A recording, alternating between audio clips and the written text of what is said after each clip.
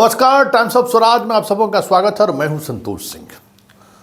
और आज हम टाइम्स ऑफ स्वराज में चर्चा कर रहे हैं, क्या एनडीए में सब कुछ ठीक ठाक है क्या? क्योंकि ये सवाल इसलिए उठनी शुरू हो गई है कि जो पार्टी इस आधार पर इंडिया गठबंधन से बाहर हो गया कि इंडिया गठबंधन सीट को लेकर कोई चर्चा ही नहीं कर रहा है, और आज वही पार्टी कह रही है अरे सामने वाले पार्टी का अनाउंस हुआ है क्या, जो हम अपने यहाँ अनाउंस करने की बात करें, सब कुछ ठीक है, 40 में 40 सीट जीतेंगे। लेकिन जितनी आसानी से ये बात जदयू के बड़े नेता संजय झा के द्वारा कहा गया है और जिस अंदाज में कहा गया है, वही अंदाज बयां कर रहा है कि सब कुछ ठीक ठाक नहीं है।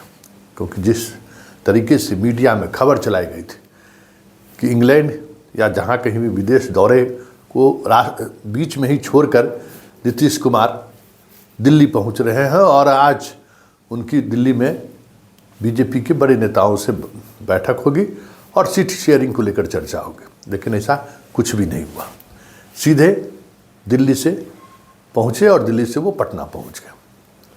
कहा यह जा रहा है कि चिराग के भाषण से या चिराग जो राजनीति कर रहे हैं पटना में, बिहार में, उसको लेकर नीतीश खासी नाराज है। और इस नाराजगी का असर आने वाले समय में जो पैरोकार रहे हैं बीजेपी के साथ जाने वाले लोग, जो भी पैरोकार रहे हैं, उनको फेस करना होगा। क्योंकि नीतीश यात्रा बीच में निलंबित करके, या यूँ कहे यात्रा बीच में छोड़कर वापस तो जरूर लौटे हैं, लेकिन लौटने के साथ साथ उन्होंने ये भी संकेत साफ दे दिया है कि समझौता का जो आधार होगा, उस आधार में किसी भी स्तर पर चिराग को लेकर पार्टी कंप्रोमाइज नहीं करेगी। क्योंकि आज भी जो उसकी भाषा है, उस भाषा में जो कह सकते हैं कि आक्रामकता है नीतीश कुमार को लेकर, ये मुझे बर्दाश्त नहीं है। तो पहले जरा संजय झा की बात सुनिए, फिर सम्राट चौधरी क्या कह रहे हैं ये भी सुनिए, और जायसवाल, संजय जायसवाल जो पूर्व अध्यक्ष रहे हैं बीजेपी के, आजकल उपेंद्र कुशवाहा के यहाँ पहुँच जाते हैं मिलने के लिए, वो क्या चिराग को लेकर कह रहे हैं या फिर गठबंधन को लेकर क्या कह रहे हैं, जरा पहले सुन लीजिए। चलती रहती है इस प्रोसेस में हमेशा, कहीं कोई दिक्कत नहीं। सीट के फिर मैं बताया कि सीट के मामले में क्या वो दूसरे साइड सीट बट गया क्या? ऐसा तो नहीं है, अभी तो इलेक्शन भी अनाउंस नहीं हुआ।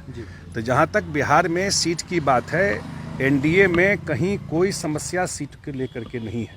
समय पर आपको सूचना हम लोग दे देंगे कि सीट का बंटवारा कैसे कैसे और कौन कौन सीट कौन पार्टी लड़ रही है। एनडीए एक हो करके जो परफॉर्मेंस 2019 में दिखाया है 40 में 39, उसको 40 कैसे करना है उस पर काम कर रहा है। अदला बदली हो सकती है कुछ सीटों की, हो सकती है। नहीं, सबसे कोई नाराजगी नहीं है, सबसे समझौते की बात चल रही है। पार्टी के वरिष्ठ नेता लोग सभी गठबंधन के साथियों के साथ वार्ता कर रहे हैं। जब सभी से वार्ता कंप्लीट हो जाएगा तो आपको सूचना दी जाएगी। आज आप लोग दिल्ली भी जा रहे हैं, लगता है कि आज सब कुछ सेट हो जाएगा, बातचीत हो जाएगी? नहीं, ये हमारी पार्टी के इंटरनल मैटर की बैठक है। हमारे इलेक्शन कमेटी जो भारत में भारतीय जनता पार्टी का है, उस पर आदरणीय राष्ट्रीय अध्यक्ष जी और प्रधानमंत्री जी रहेंगे, तो उस पर वार्ता होगी। पार्टी के अंदर हमको जो सीटें तय करनी है, हम कैसे लड़ेंगे, सारे चीजों पे चर्चा होगी। चिराग कह रहे हैं कि उनसे किन्हीं का गठबंधन नहीं है, जनता से गठबंधन है। और नहीं, जनता का सबसे गठबंधन है। मोदी जी जनता के लिए ही बने हैं और चिराग जी भी एक राजनीतिक पार्टी के नेता हैं, स्वाभाविक है जनता से जुड़े हैं। तेजस्वी ने कहा है कि आने वाले समय में चिराग को लेकर स्टैंड क्लियर हो जाएगा। अब तेजस्वी क्या कहते हैं वो तेजस्वी जाने। तेजस्वी जी पहले ये तो पता कराएं कि वो गठबंधन में उनके साथ रहना कौन कौन चाहता है, कौन चाहेगा कि उनके साथ जाके चुनाव और उपलब्धि। एनडीए बिल्कुल एकजुट है माननीय चिराग जी के साथ। हम आज से नहीं, जब से माननीय मोदी जी की प्रधानमंत्री बनने की घोषणा हुई है 2014, 19 और 24, सभी चुनाव में हम सबों ने मिलकर एक साथ काम किया है, कहीं कोई दिक्कत नहीं है। आपने सुना संजय झा क्या कह रहे हैं, कभी लेट कहाँ हुआ है, कुछ सीटें अदली बदली होगी, बात खत्म है। बीजेपी कह रही है कि अभी बातचीत चल रही है। आज हमारी बैठक अभी दिल्ली में चल भी रहा है। हम लोग पहले अपने पार्टी के अंदर तय कर लेते हैं, उसके बाद फिर गठबंधन के साथियों से बातचीत होगी। संजय झा खुल कर कह रहे हैं कि 14 में साथ थे, 19 में साथ थे, 24 में भी साथ रहेंगे।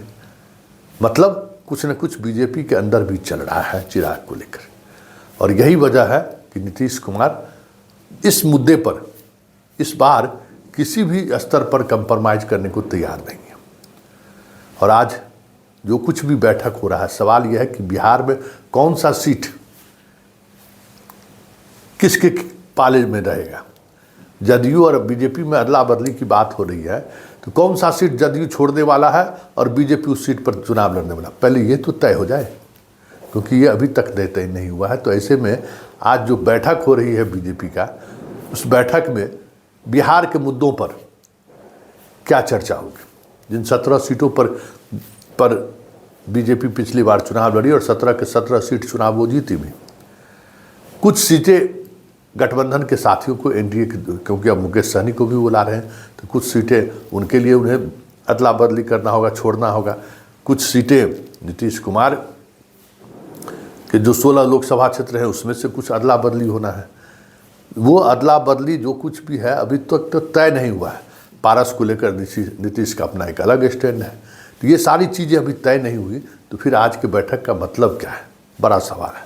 और इन्हीं सवालों के पीछे जो बड़ा सवाल ये है कि चिराग जिस भाषा का इस्तेमाल कर रहे हैं नीतीश को लेकर, ऐसे में नीतीश कितनी सहजता के साथ इस गठबंधन को वोट ट्रांसफ़र कराने की कोशिश करेंगे, ये देखने वाली बात होगी। क्योंकि अगर चिराग को लेकर नीतीश के मर्जी के खिलाफ कोई फैसला लिया जाता है, तो ये तय समझिए कि नीतीश कुमार का जो वोटर है, नीतीश कुमार का जो समर्थक है, वो हमेशा नीतीश को बड़े भाई की भूमिका में देखना चाहता है।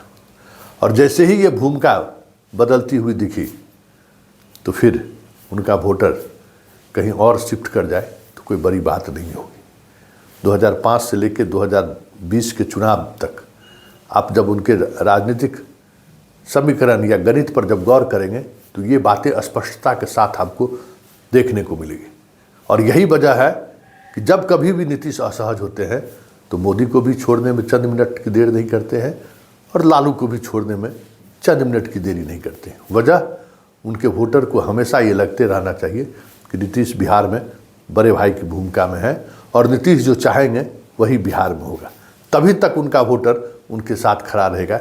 ये बात नीतीश को भी पता है और नीतीश के साथ जो गठबंधन के साथी रहे हैं उनको भी पता रहा। देखिए आगे आगे होता है क्या, लेकिन इतना तय है कि एनडीए में सीट बंटवारा इस बार पसीना छुड़ाने वाला है। मोदी और शाह जो भी जुगत कर ले, बहुत मुश्किल है गठबंधन में सभी साथियों को एकोमोडिएट करना और सीट को लेकर बेहतर तालबाल लाना। क्योंकि देखिए सिर्फ सीट ही नहीं है, समीकरण भी महत्वपूर्ण है और उस समीकरण को साधने में नीतीश माहिर खिलाड़ी है और उसको लेकर कभी नीतीश समझौता भी नहीं करेंगे। देखिए क्या होता है आगे आगे, क्योंकि रामविलास थे तो खगड़िया से मुसलमान उम्मीदवार उन्होंने उतरवा दिया था।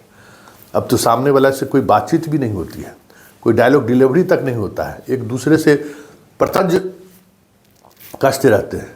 ऐसे में इस गठबंधन में चिराग का बने रहना भी काफ़ी महत्वपूर्ण होगा। देखिए क्या होता है, लेकिन इतना तय है कि एनडीए में ऑल इज वेल तो नहीं ही है।